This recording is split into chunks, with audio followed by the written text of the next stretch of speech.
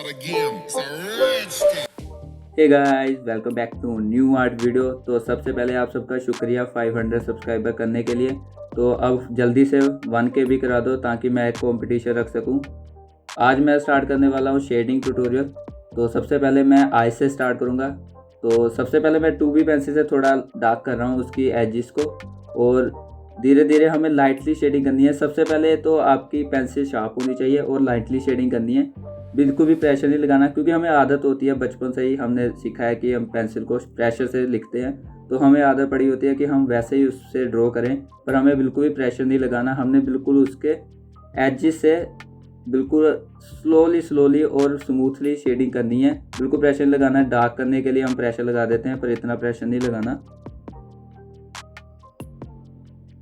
तो गाइज अब मैं 4B की लेड से बिल्कुल जो शार्प एजेस है आईज की उसको ड्रॉ कर रहा हूँ, मतलब लगभग आउटलाइन जो डार्क होती हैं उसको ड्रॉ कर रहा हूँ। तो आप मतलब पेंसिल का भी यूज़ कर सकते हैं, बस वो शार्प होनी चाहिए, क्योंकि एजेस काफ़ी नैरो होती हैं तो उसके लिए शार्प पेंसिल की नीड होती है। गाइज अब मैं HB पेंसिल से शेडिंग करने वाला हूँ। आप चाहे तो 2H पेंसिल भी यूज़ कर सकते हैं। अगर आप पहले लाइटर शेड की पेंसिल से बेस लेयर क्रिएट कर लेते हो ना, तो उसके बाद उसके अपर ग्रेड की पेंसिल की शेडिंग अच्छे से फैलती है, क्योंकि जो पहली पेंसिल की शेडिंग होती है ना, वो पेपर पे अच्छे से ओप्ट हो जाती है, वो वहीं पर स्टिक हो जाती है। उसको आप फैलाओगे वो इतना नहीं फैलेगी। उसके ऊपर जब वो दूसरी लेयर करते हो ना, तो उसको एक फ्री फ्लो टाइप जैसे मतलब एक बेस मिल जाता है, जिसको आप अच्छे से फैला सकते हो। तो उससे एक ना ग्रेडियंट पैदा होता है, मतलब मिड टोन भी क्रिएट हो जाती है और डार्क टोन भी क्रिएट हो जाती है और लाइट टोन भी क्रिएट हो जाती है, एक स्मूथ ट्रांजिशन आता है।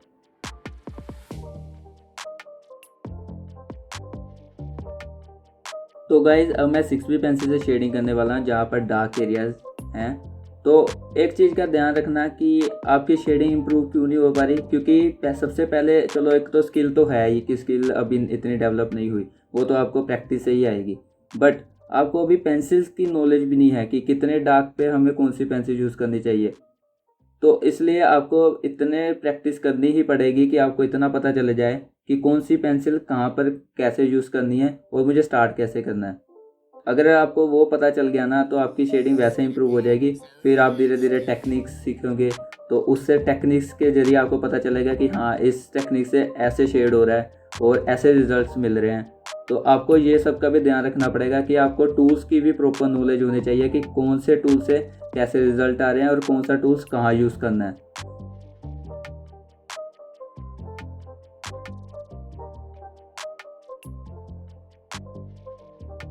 तो गाइज अब मैं 2H पेंसिल से शेडिंग कर रहा हूँ। ऐसा कुछ नहीं है कि आप डार्क शेडिंग के बाद उस पर लाइट पेंसिल नहीं यूज़ कर सकते, आप बिल्कुल कर सकते हो। इससे क्या होता है, जो पेपर में गैप होता है ना, पोर्स होते हैं, ग्रूव्स होते हैं, वो अच्छे से फिल हो जाते हैं और शेडिंग और स्मूथ लगती है। तो आप भी ऐसा ट्राई जरूर कर सकते हो, इससे शेडिंग काफ़ी स्मूथ हो जाती है।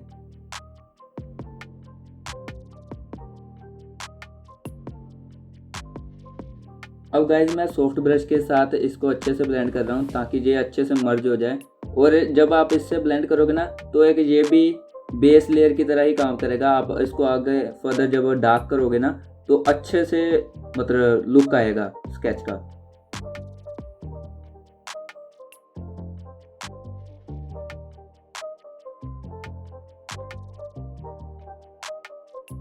अब मैं फिर से लेड का यूज़ कर रहा हूँ 4B का। अब मैं बिल्कुल इसको डार्क करने की कोशिश कर रहा हूँ, धीरे धीरे मैं डार्क करता जाऊँगा आइज़ को रियलिस्टिक बनाने के लिए।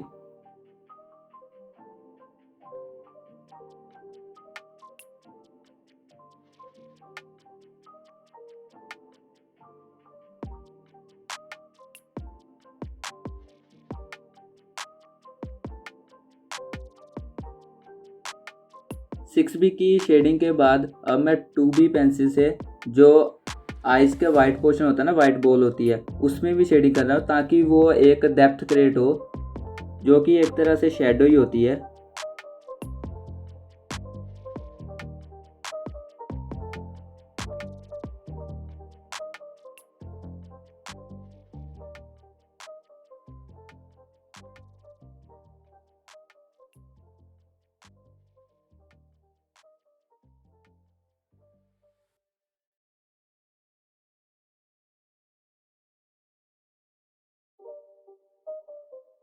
तो गाइस फेस में भी शेडिंग करने के लिए मैं सबसे पहले 2H पेंसिल का ही यूज़ कर रहा हूँ एज ए बेस लेयर। फिर मैं डिफरेंट डिफरेंट ग्रेड की पेंसिल से डार्क करता जाऊँगा, रेफरेंस फोटो का ऑब्जर्व करके कि कहाँ पर कितना डार्क है, उस हिसाब से हम पेंसिल को चूज़ करेंगे और डार्क करते जाएंगे।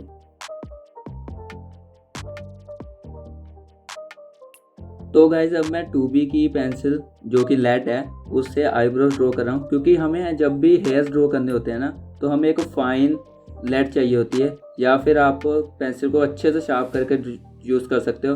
वो ब्लंट नहीं होनी चाहिए, जब भी वो ब्लंट होने लगे या उसकी शार्पनेस कम होने लगे तो उसको आपको बार बार शार्प करके ही हेयर्स ड्रॉ करने हैं ताकि वो थिन दिखे। अब मैं धीरे धीरे 4B की लेड से आईब्रोज को डार्क कर रहा हूँ।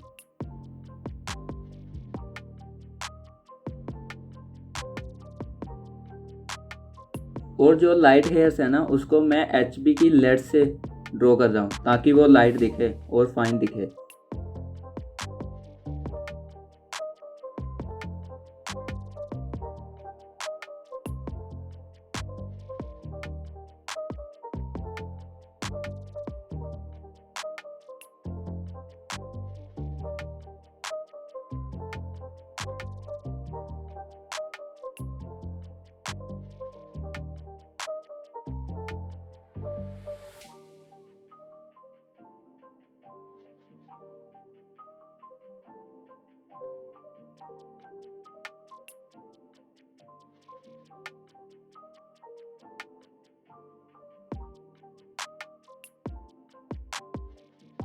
तो गाइज अब मैं आई लैशेज़ को ड्रॉ करने के लिए HB की लेड से ड्रॉ कर रहा हूँ। तो आपको एक चीज़ का ध्यान रखना है कि एक तो वो बिल्कुल सीधे सीधे नहीं होने चाहिए, उसको थोड़ा सा कर्व देना कि वो हेयर लगें, और आपको रेफरेंस को अच्छे से ऑब्जर्व करना है कि हेयर कहाँ किस डायरेक्शन में मूव कर रहे हैं। तो गाइज मैं अब बाकी चीज़ के पोर्शन को भी 2H की पेंसिल से शेड कर रहा हूँ ताकि वो अब आने वाले ग्रेड पेंसिल के लिए अच्छे से बेस लेयर की तरह काम करे और smooth effect they.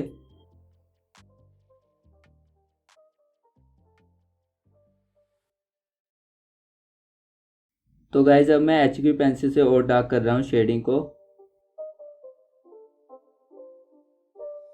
It's not a game, it's a rich thing.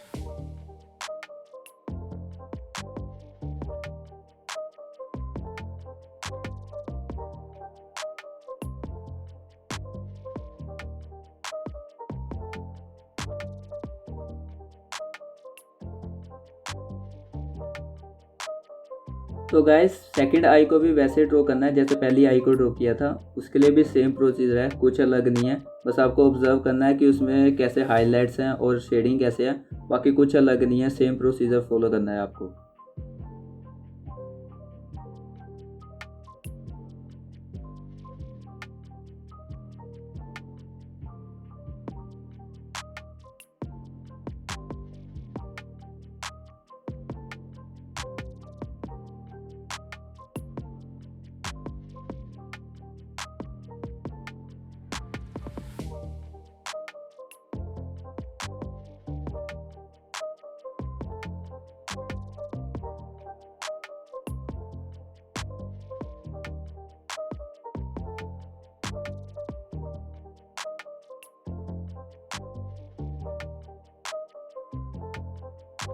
तो गाइस मुझे नहीं पता आप शेडिंग किस किस टेक्निक से करते हो, तो मैं बीच में सर्कुलर मोशन का भी यूज़ करता हूँ, जिससे क्या होता है कि जहाँ पर डार्कनेस अनइवन होती है ना तो वहाँ पर बिल्कुल इवन एक ही शेड की डार्कनेस हो जाती है। ये आप ज़रूर यूज़ करो अपनी शेडिंग में, आपकी भी शेडिंग काफ़ी इम्प्रूव होगी और इससे एक स्मूथ ट्रांजिशन भी आता है और ब्लेंड करने के बाद तो ये एक अच्छा सही लुक देता है।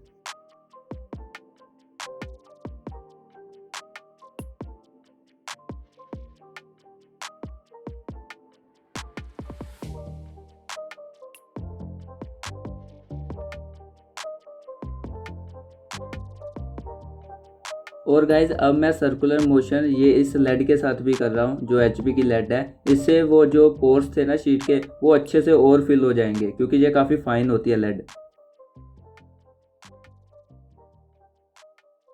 अब मैं डिटेलिंग के लिए बीच में नीडल रेजर से हाईलाइट्स भी कर रहा हूँ और डार्क एरिया पे लेड से और डार्क पेंसिल से डार्कनेस भी कर रहा हूँ। इससे क्या होगा कि डिटेलिंग अच्छे से हो जाएगी और लुक अच्छा और रियलिस्टिक आता है। आपको भी अच्छे से रेफरेंस को ऑब्जर्व करना पड़ेगा, तभी डिटेलिंग कर पाओगे। ये समझाने से नहीं आएगा। इसको बस आपको अच्छे से रेफरेंस को फोटोग्राफ करना है और बिल्कुल डिट्टो ड्रॉ करना है।